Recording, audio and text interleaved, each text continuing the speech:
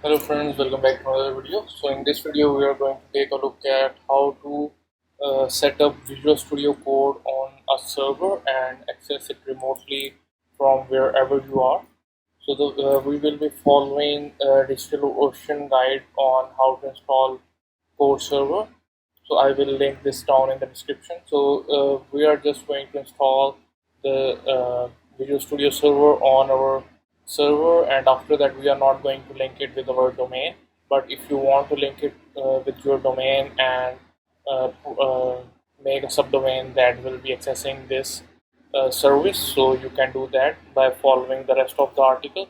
But we are just going to follow the article to a point where we can install and access our server over the internet to wherever we want.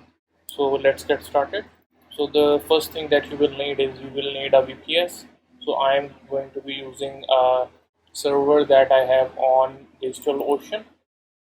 After that, what you need to do is we need to make a directory named code server and then cd into code server, and over here we are going to download the latest release. You can go to their GitHub page, and over here you can find the latest release.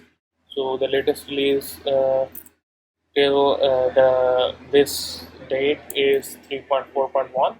So what we need to do is we need to copy the link from for this file. You can just go ahead and see which uh, package we are using. So you can download Linux 64-bit or 32-bit depending on your operating system. I am going to download a 64-bit for 64-bit version.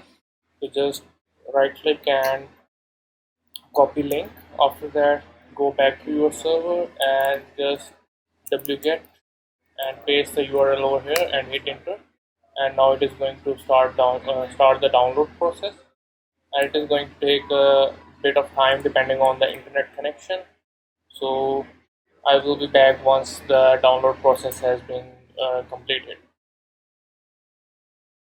The download has been completed, so the next step is we need to extract this archive file. So just do tar-xzvf and then the file name and hit enter, and it is going to extract all the files within this package.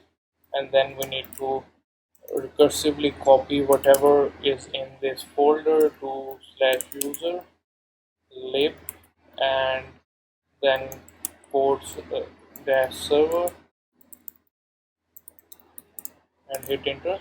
And now it has copied all the files that are related to this server in our user lib folder. And then we need to create a symbolic link to user bin directory for this directory that we just created. So for that, what we need is ln-s user lib and /code server, and then again code server to user bin code server and hit enter. And now we need to create another directory. So just to make dir var lib and code dash server and hit enter. And after that, we need to create a file where we will be storing all the configuration for this server. So just do nano lib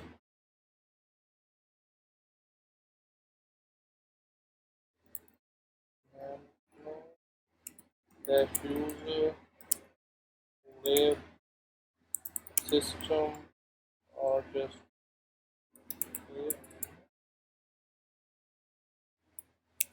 system and then system dash code dash server dot service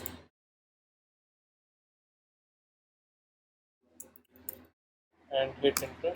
And now we are going to paste the following config from DigitalOcean. So just copy this and we are going to paste it over here, and over here we are going to change the password.